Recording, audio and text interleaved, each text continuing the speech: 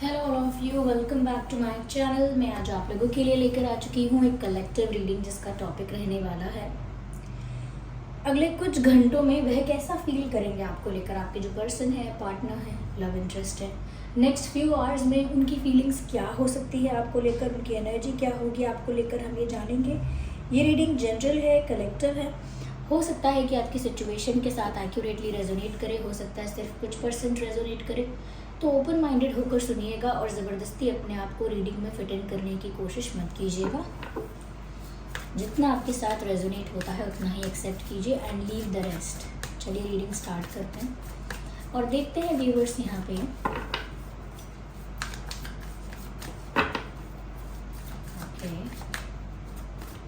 कि अगले कुछ घंटों में वह आपके लिए कैसा महसूस करेंगे या करेंगी। 7 of wands,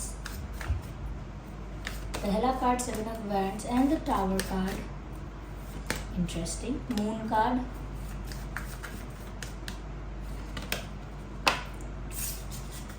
magician, wheel of Fortune, interesting.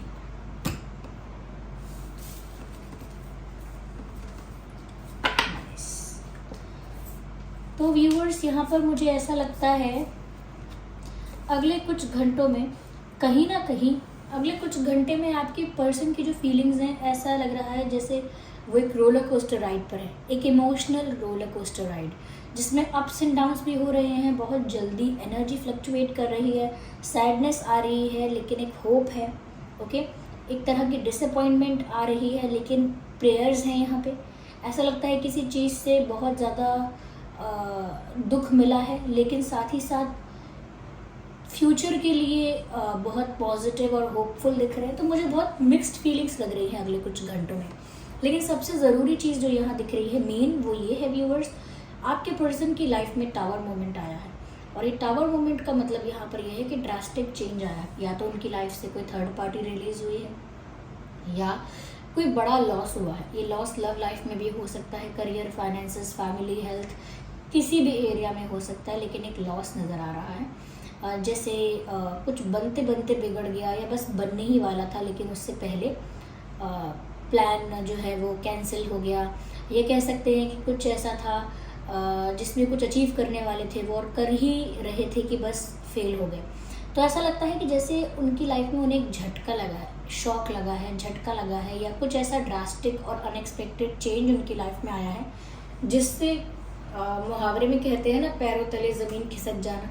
इस टाइप का उनको महसूस हुआ है कि जैसे अचानक से ये मेरे साथ क्या हो गया, या अचानक से मेरे साथ ये कैसे हो गया, मैंने कभी ये एक्सपेक्ट नहीं किया था। तो कुछ तो रिसेंटली उनकी लाइफ में ऐसा हुआ है, या तो उन्होंने किसी अपने को खोया है, कोई उनका कोई बहुत करीबी हो सकता है, फैमिली मेम्बर हो सकता है, कोई दोस्त हो सकता है, किसी को खोया है, या फिर किसी से सेपरेशन, लड़ाई, फाइट, कॉन्फ्लिक्ट ऐसा कुछ हुआ है, या फिर किसी एक ऐसे इंसान ने इनको बैक स्टैब किया है, बिट्रे किया है जिस पर ये बहुत विश्वास करते थे, या फिर इनका प्यार इनसे दूर हो गया है जिसमें हम आपके बारे में बात कर रहे हैं। तो या तो आप इनसे बहुत दूर हो गए हो, इस वजह से ये एक सैडनेस है, एक कहीं ना कहीं दुख है जो कि उन्होंने कभी इमेजिन नहीं किया था कि उनको इतना हर्ट होगा, इतनी तकलीफ होगी।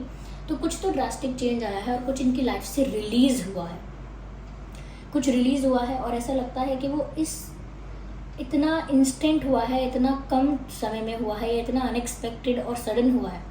इतना अनएक्सपेक्टेड और सडन यानी कि अचानक हुआ है कि वो डाइजेस्ट नहीं कर पाए हैं उस फैक्ट को अभी तक, और उसके साथ ना कोप अप कर रहे हैं, डील कर रहे हैं उसके साथ अभी।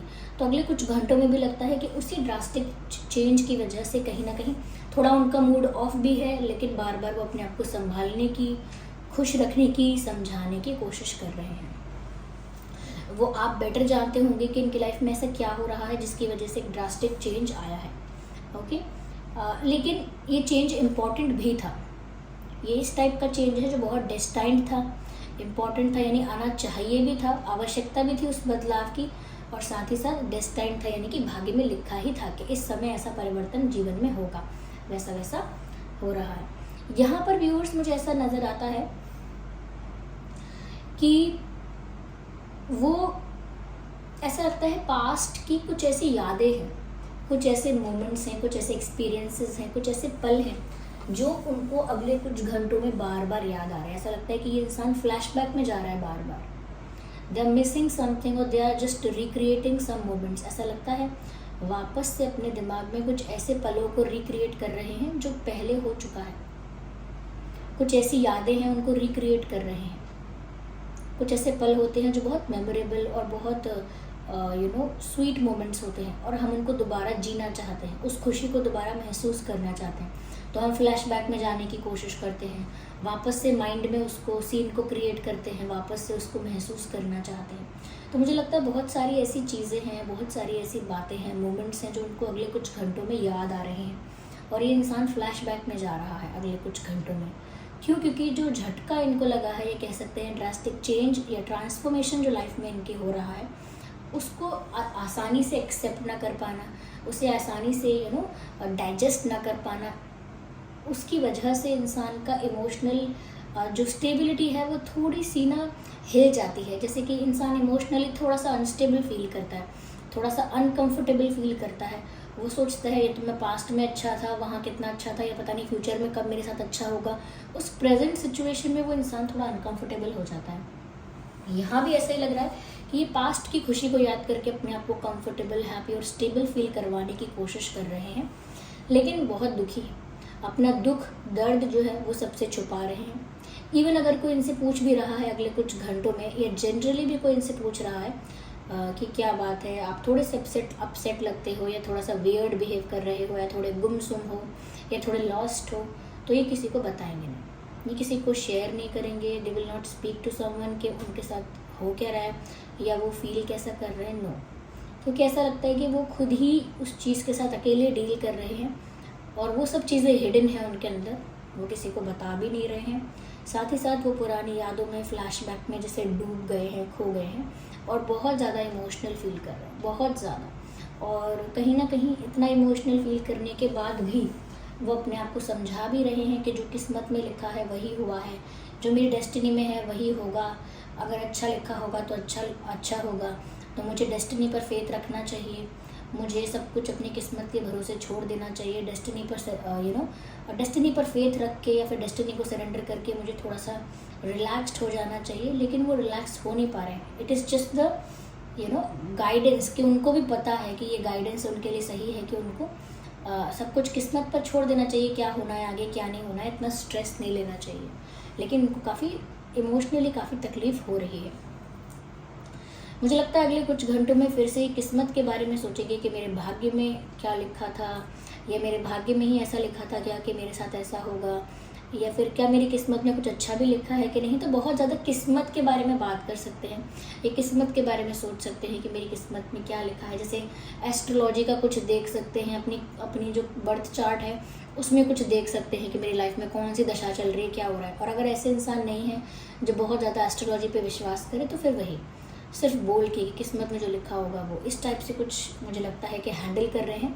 साथ ही साथ ऐसा लगता है व्यूअर्स यहाँ पे कि प्रे बहुत कर रहे हैं, किस्मत के भरोसे छोड़ना चीज़ों को, फिर बाद में परमात्मा के भरोसे होना कि ईश्वर ने मेरी किस्मत में जो लिखा है वही होगा, विधाता ने जो रचा हुआ है वही होगा। तो इस तरह से डिवाइन पर भी फेथ बहुत कर रहे हैं।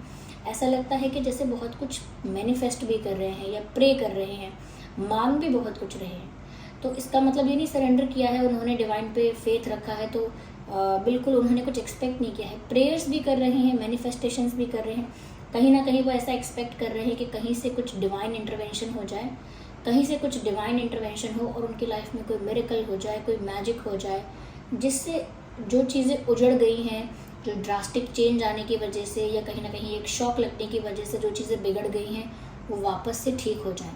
तो ये भी सोच रहे हो सकते हैं, या फिर ऐसा प्रे कर रहे हैं कि आगे सब कुछ अच्छा हो जाए, आगे उनकी लाइफ में हैप्पीनेस आए, इस तरह की इमोशनल अनस्टेबिलिटी, इस तरह का पेन वो महसूस ना करें।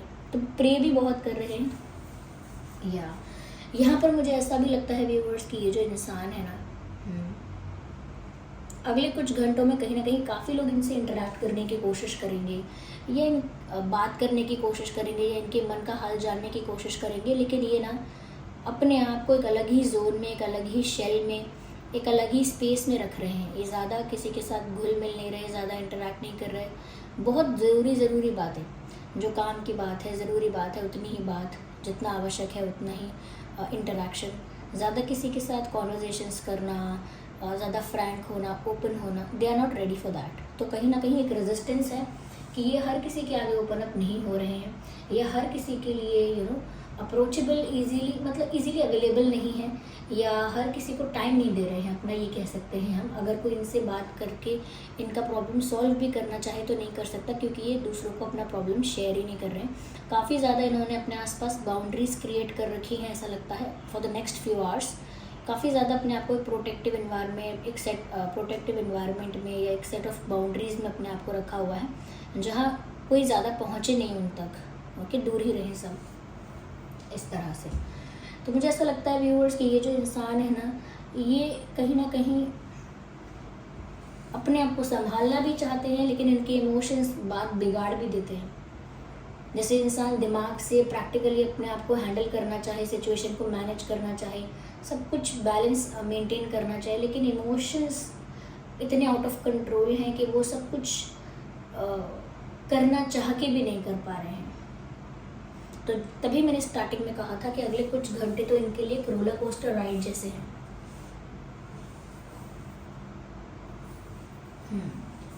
देखिए, रीडिंग सभी ज़ोडिएक साइंस के लिए है, जैसा कि मैंने कहा, तो फिर भी मैं बता देती हूँ कुछ अगर इम्पोर्टेंट साइंस। देखिए, सभी साइंस के लिए है, लेकिन फायर और वाटर मुझे ज़्यादा प्रोमिनेंट लगता है। फायर एंड वाटर डेफिनेटली इस सिचुएशन में डिवाइन इंटरवेंशन हो ही रहा है, तभी यहाँ पर इतना ड्रास्टिक चेंज आया है। देखिए, जब परमात्मा को, भगवान को आपकी लाइफ में कोई बेटर चेंज लाना होता है, कोई हैप्पी न्यूज़ आपकी लाइफ में लानी होती है, या कहीं ना कहीं एक पॉजिटिविटी की तरफ आपको ट्रांसफॉर्म करना होता है, कुछ ब्लेसिंग्स होती हैं, कुछ गिफ्ट्स होते हैं आपके लिए, तो उससे पहले लाइफ में ऐसी ही उथल पुथल होती है, सब कुछ उजड़ जाता है, बिखर जाता है, और जब लगने लगता है सब खत्म, तब समझ में आता है कि ये तो एक नई शुरुआत थी। इसीलिए एक नई शुरुआत होने के लिए पुरानी चीज़ों का बिखरना, टूटना ज़रूरी था, ओके। तो यहाँ पर मुझे ऐसा लगता है कि बहुत इमोशनल फील कर रहे हैं, लेकिन संभालने की कोशिश कर रहे हैं, दूसरों को कुछ नहीं बता रहे, लेकिन अंदर से हर्ट हो रहे हैं, ओके। यहाँ पर इम्पॉर्टेंट डेट्स जो हो सकते हैं वो है 7, 17, 27, 1, 11, 21, 31, 8, 18, 28,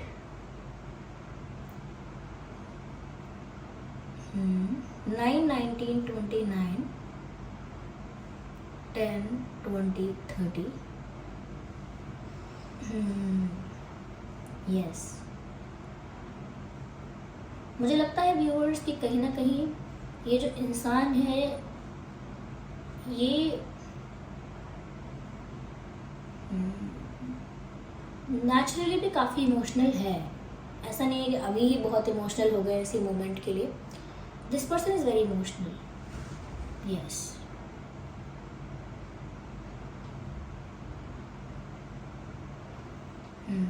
कुछ इम्पोर्टेंट मंथ जो हो सकते हैं वो है जुलाई, जनवरी, नवंबर, अगस्त, सितंबर, अक्टूबर, यस। ये कुछ मंथ हैं जो इम्पोर्टेंट हो सकते हैं।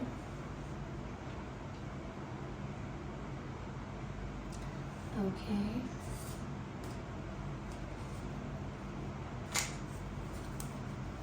थोड़ा क्लैरिफाई और करते हैं व्यूअर्स।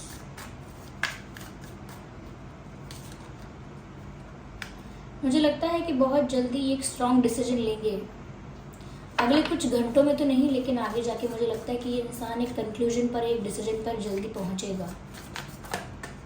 यस, एक स्ट्रॉन्ग सॉलिड मेजर डिसीजन पर पहुंचेंगे ये कहीं ना कहीं। तब इतने इमोशनली वीक या इतने ज़्यादा इमोशनली अनस्टेबल फील नहीं करेंगे, काफ़ी कॉन्फिडेंट, करेजियस, ब्रेव और कहीं ना कहीं स्टेबल फील करेंगे, और उसी स्ट्रेंथ के साथ ये एक डिसीजन लेंगे।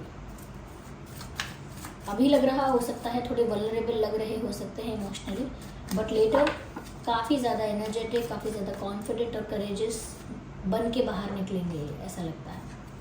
ऑफ कोर्स व्यूअर्स, मुझे लगता है कि ये ड्रास्टिक चेंज जो भी आया है आगे जाके इसकी वजह से आप दोनों की लव लाइफ जो है वो बेटर होगी। यानी जो भी ये सडन चेंज, ड्रास्टिक चेंज और टावर मोमेंट आया है उसके बाद ऐसा नहीं है कुछ बिगड़ेगा। मैंने ऑलरेडी आपसे कहा था कि जब ऐसा ही कुछ बिगड़ता है अचानक से, वो भी इतने बड़े लेवल पर कि वो इमोशनली हर्ट बहुत करता है, तो उसके बाद एक नई जर्नी स्टार्ट होती है जहाँ बहुत सारी खुशियाँ मिलती हैं। ये 2 ऑफ कप्स का कार्ड है। डेफिनेटली यहाँ पर आपके और आपके पर्सन के बीच आगे बहुत सारा प्यार, बहुत सारी खुशियाँ और एक म्यूचुअल लव और म्यूचुअल रिस्पेक्ट देखने को मिलेगी, जहाँ आप दोनों एक दूसरे से समान रूप से प्यार करेंगे। जितना आप उनसे करते हो उतना वो आपसे करेंगे। जितना टाइम और एफर्ट आप उनके लिए इन्वेस्ट करते हो उतना ही वो भी आपके लिए करेंगे। जितनी एनर्जी आप उनके लिए इन्वेस्ट करते हो उतनी वो भी आप पर करेंगे। तो कहीं ना कहीं बहुत म्यूचुअल हो जाएगा ये प्यार, अट्रैक्शन भी दोनों का एक जैसा होगा और ये आगे जाके होगा। और ये सब होने के लिए ये सब जो ड्रास्टिक चेंजेस हैं ये ज़रूरी भी थे। आपने वो सॉन्ग सुना होगा कि क्या है वो, ज़रूरी था। मुझे देखिए बहुत सारे लिरिक्स तो पता नहीं रहते हैं, लेकिन तेरी आँखों के दरिया का उतरना भी ज़रूरी था, ऐसा कुछ है ना वो। बताओ याद है तुमको वो जब दिल को चुराया था। और उसमें बहुत सारी लाइंस ऐसी हैं जिसमें ये बता रहे हैं कि बिछड़ना भी ज़रूरी था और ज़रूरी था कि हम दोनों ऐसा करते या अलग होते। तो बहुत सारी उसमें ऐसी लाइंस हैं। वो कहीं ना कहीं सिचुएशन मुझे यहाँ लग रही है कि कुछ ऐसा टावर मोमेंट आएगा जिसकी वजह से काफ़ी सारी चीज़ें बिगड़ी हैं तो आगे जाके बहुत अच्छी भी होंगी। तो वो सही कर रहे हैं कि वो डेस्टिनी पर फेथ रख रहे हैं, डिवाइन पर फेथ रख रहे हैं और कहीं ना कहीं जो भी कुछ प्रे कर रहे हैं, एक्सपेक्ट कर रहे हैं, वो लोगों से एक्सपेक्ट नहीं कर रहे हैं, वो डिवाइन से, यूनिवर्स से, परमात्मा से, ईश्वर से कर रहे हैं, उन्हीं से एक्सपेक्ट कर रहे हैं, which is good, which is very good. तो ये है उनकी एनर्जी अगले कुछ घंटों में। आई होप ये रीडिंग हेल्पफुल रही होगी आपके लिए। चलिए फिर मिलते हैं अगली रीडिंग में, तब तक के लिए bye bye family, bye bye angels, love you all, bye bye, take care.